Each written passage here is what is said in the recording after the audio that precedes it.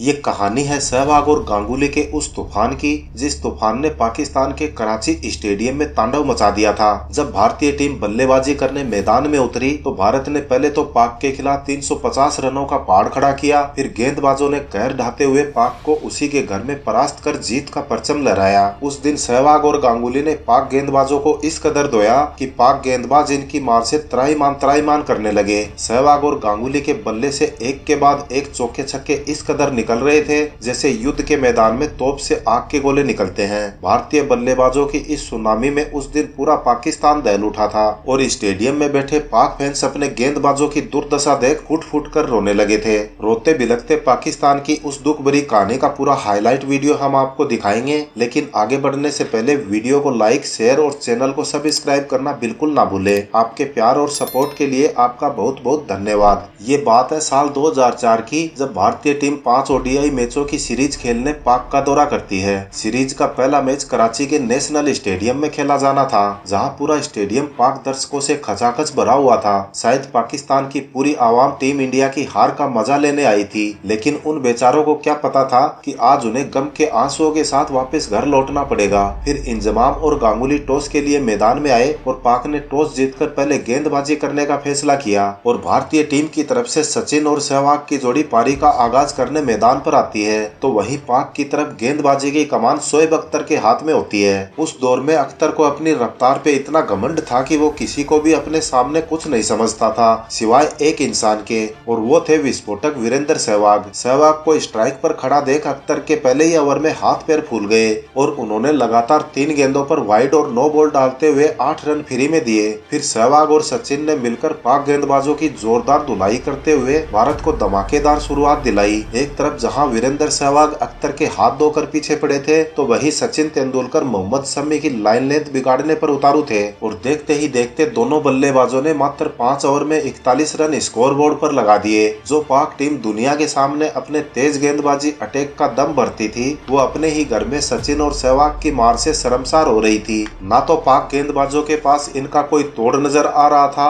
और ना ही फील्डरों के पास बाउंड्री रोकने का उपाय। ऐसे में शोएब अख्तर गुस्से में झुंझुनाकर जितनी तेजी से गेंद डाल रहे थे, सचिन उससे भी तेज रफ्तार से गेंद को सीमा रेखा के बाहर पहुंचा रहे थे। भारत का स्कोर 8 की रन औसत से तेजी से आगे बढ़ रहा था कि तभी 9वें ओवर की आखिरी गेंद पर सचिन तेंदुलकर पॉइंट पर कैच आउट हो गए। सचिन ने इस छोटी सी पारी में 4 चौके और 1 छक्के की मदद से 28 रनों का योगदान किया। अब सहवाग का साथ देने सौरव गांगुली क्रीज पर आए, लेकिन सहवाग अपनी उसी धुन में पाक गेंदबाजों को बैक टू बैक बाउंड्री जड़ रहे थे। अब सहवाग के विस्फोट को देख पाक गेंदबाजों के मन में डर इस कदर बैठ चुका था कि जब नावेद राणा 11वां ओवर डालने आए तो सहवाग को देखकर नावेद लाइन लेंथ भूल गए और उन्होंने लगातार 5 नो बॉल डाली, जिस पर सहवाग ने जबरदस्त चौके जड़ते हुए ओवर में कुल 24 रन कूट दिए। इस ओवर के बाद भारत का स्कोर 100 रनों को पार कर गया और साथ ही सहवाग भी अपनी धमाकेदार 50 पूरी कर चुके थे। पाक गेंदबाजों की धुलाई का सिलसिला यही नहीं रुका। सहवाग ने 10 की रन औसत से 14 ओवर में ही भारत को 142 रनों तक पहुंचा दिया।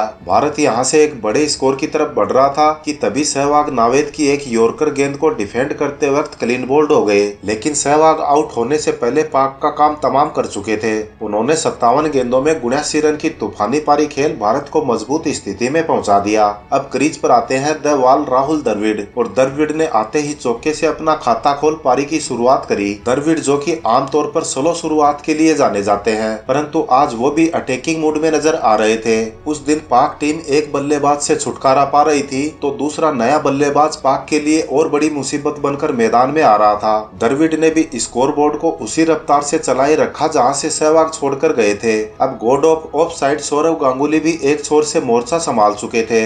एक तरफ द्रविड़ अपने क्लासिक शॉट से फील्डरों को मैदान में दौड़ा रहे थे, तो दूसरे छोर से दादा के हवाई शॉट सीधे स्टेडियम में बैठे दर्शकों के बीच जाकर गिर रहे थे। मैच के आधे पड़ाव तक भारत 200 रनों का आंकड़ा पार कर लेता है और मैदान में अभी भी दादा का प्रहार जारी था। गेंदबाजों की दो तरफा धुलाई देख पाक दर्शकों के चेहरे पर मायूसी छा चुकी थी। जब नावेद 27वां ओवर डालने आए तो दादा ने ओवर की पहली गेंद को उठा के मारा और गेंद हवा में तैरती हुई स्टेडियम में बैठे दर्शकों के बीच जाकर गिरती है। फिर दूसरी गेंद पर एक और बड़ा शॉट खेलने के प्रयास में दादा अपना विकेट गंवा बैठे। दादा ने 45 रन की पारी में 3 चौके और 2 आसमानी छक्के जड़े। फिर दादा की जगह बल्लेबाजी करने आए युवराज सिंह ज्यादा देर तक क्रीज पर नहीं टिक पाए और मात्र 3 रन बनाकर नावेद राणा का शिकार बन गए। 220 रन पर भारत के 4 विकेट चटकाकर पाक खिलाड़ी और पाक दर्शक खुशी से झूमने लगे। उन्हें लग रहा था कि अब वो भारत को 260-70 रनों तक ढेर कर देंगे, क्योंकि भारत की तरफ से बल्लेबाजी के लिए ये आखिरी जोड़ी क्रीज पर थी।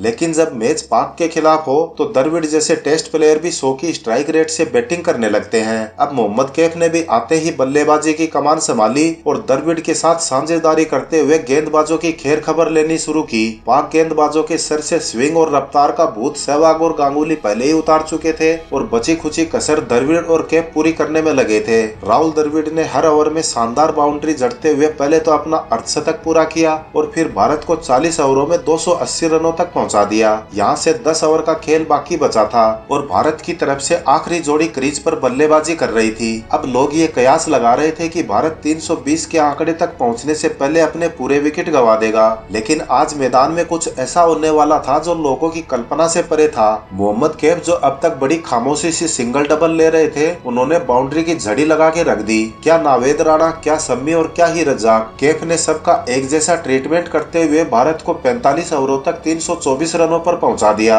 मोहम्मद कैफ का ये आक्रामक रवैया देख सभी पाक खिलाड़ियों की आंखें फटी की फटी रह गई। उन्हें अंदाजा भी नहीं था कि आज वो ओडीआई खेल रहे हैं या T20।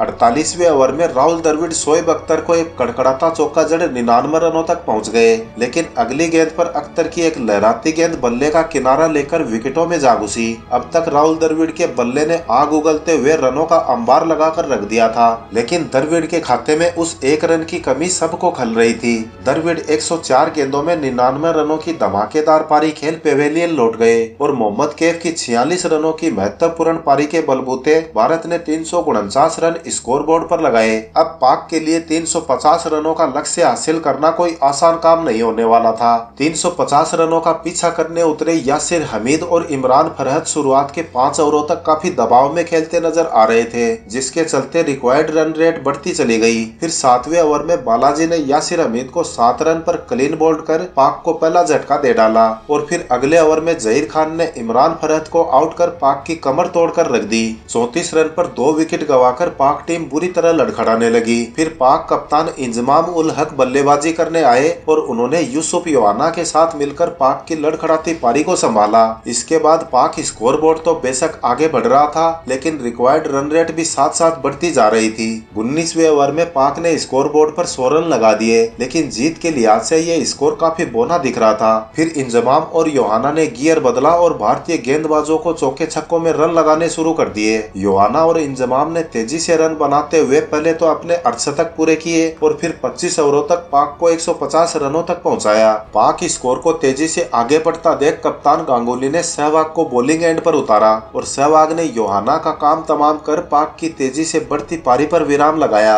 अब यूनुस खान बल्लेबाजी के लिए आए और कप्तान इंजमाम का भरपूर साथ दिया। दोनों ने अच्छे शॉट खेलते हुए पाक को 39वें ओवर तक 250 रनों तक पहुंचा दिया। अब यहाँ से भारत की टेंशन बढ़नी शुरू हो जाती है। एक तो इंजमाम अपने शतक के करीब आ चुके थे और यूनुस खान भी ताबड़तोड़ रन बरसा रहे थे। देखते ही देखते दोनों के बीच मात्र 82 गेंदों में 100 रनों की पार्टनरशिप पूरी हो चुकी थी। अब ये मैच भारत की पकड़ से धीरे धीरे दूर होता नजर आ रहा था, क्योंकि पाक को अब 50 गेंदों में सिर्फ 77 रन ही बनाने थे और इंजमाम के क्रीज पर रहते ये कोई मुश्किल टास्क नहीं था। फिर दादा ने रिस्क लेते हुए गेंद मुरली कार्तिक को थमाई और कार्तिक ने चमत्कार दिखाते हुए इंजमाम का काम तमाम कर डाला। इंजमाम 104 गेंदों में 122 रन की पारी खेल वापस पेविलियन की तरफ जा रहे थे। भारत इस साझेदारी को तोड़कर विकेट लेने में तो कामयाब हो गया, लेकिन भारत पर हार के बादल अभी भी मंडरा रहे थे, क्योंकि यूनुस खान अभी तक एक छोर से दनादन रन कूट रहे थे। जैसे जैसे मैच आगे बढ़ रहा था वैसे वैसे बॉल और रनों का फासला भी कम हो रहा था। जब पाक टीम को 36 गेंदों में 53 रनों की जरूरत थी तो स्टेडियम में बैठे पाक फैंस एक दूसरे को मुबारकबाद देते हुए जश्न मनाना शुरू कर देते हैं, लेकिन उन बेचारों को ये कहां पता था कि उनका जश्न कुछ मिनटों बाद मातम में बदलने वाला है। जब पाक ने 300 रन स्कोरबोर्ड पर लगाए तो डग आउट से जावेद मियादाद यूनुस खान को मैच फिनिश करने का इशारा कर रहे थे। बाउंड्री का सिलसिला अभी भी जारी था। जैसे जैसे बाउंड्री लग रही थी वैसे वैसे भारतीय खिलाड़ियों का हौसला डगमगा रहा था। एक बार तो भारतीय खिलाड़ियों को भी लगने लगा था कि ये मैच उनकी पकड़ से काफी दूर जा चुका है, लेकिन उस दिन होने को कुछ और ही मंजूर था।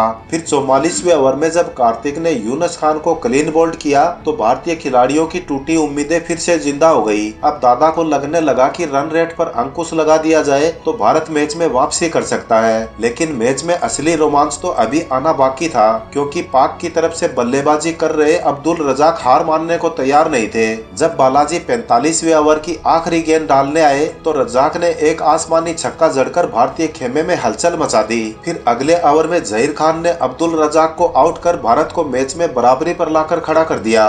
दोनों टीमें हार और जीत के बीच जंग लड़ रही थी। यहाँ से ये मैच किसी भी पाले में गिर सकता था। अब पाक के दोनों सेठ बल्लेबाज मैदान से बाहर जा चुके थे और नई जोड़ी शोएब मलिक और मोइन खान सिंगल, डबल या फिर और थ्रो हो रन लेने का कोई भी मौका नहीं छोड़ रहे थे। जब पाक को 11 गेंदों में 14 रनों की जरूरत थी तो गांगुली के चेहरे को देखकर लग रहा था कि वो मन ही मन हार स्वीकार कर चुके हैं। डग आउट में बैठे पाक खिलाड़ी बस जीत का इंतजार कर ही रहे थे कि तभी घटती है वो घटना जिसने मैच का रुख पलट के रख दिया। जब जहीर खान अपने आखिरी ओवर की चौथी गेंद डालने आए तो शोएब मलिक ने एक छक्का लगाने के प्रयास में बल्ले को जोर से घुमाया। गेंद ऊंची तो बहुत गई लेकिन ज्यादा दूर तक नहीं जा सकी और मोहम्मद कैफ ने बाज की तरह झपटा मारकर गेंद को कैच कर लिया। इस कैच को लेते वक्त हेमंत बदानी और कैफ में जोरदार भिड़ंत भी हो जाती है, लेकिन कैफ ने कैच ड्रॉप नहीं होने दिया और बाद में जाके ये कैच मैच का टर्निंग पॉइंट भी बना। फिर आखिरी ओवर में पाक टीम एक एक रन के लिए संघर्ष करती नजर आने लगी। डग आउट से मियांदाद बार बार मोइन खान को शॉट लगाने का इंस्ट्रक्शन दे रहे थे, लेकिन भारत ने कसी हुई गेंदबाजी करते हुए पाक को 344 रन पर रोक दिया और 5 रनों से ये मैच जीतकर पाक को उसी के घर में घुसकर हराने का इतिहास रचा। दोस्तों, इस मैच में पूरी भारतीय टीम ने अपनी बेस्ट परफॉर्मेंस दिखाते हुए भारत को जीत दिलाई। सहवाग, गांगुली, द्रविड़ की धमाकेदार पारी और भारत की इस शानदार जीत के नाम एक लाइक तो जरूर बनता है, इसलिए वीडियो को बिना लाइक किए मत जाइए। अब आप कमेंट करके ये बताइए कि भारत ने बल्लेबाजी के दम पर यह मैच जीता था या गेंदबाजों के दम पे। इस मैच का टर्निंग पॉइंट कौन सा था वो भी आप कमेंट बॉक्स में लिख के बताइए। आगे भी इसी तरह के ऐतिहासिक मैचों के वीडियो देखने के लिए चैनल को सब्सक्राइब करना बिल्कुल ना भूलें। फिर मिलते हैं अगले वीडियो में एक नई कहानी के साथ। जय हिंद, जय भारत।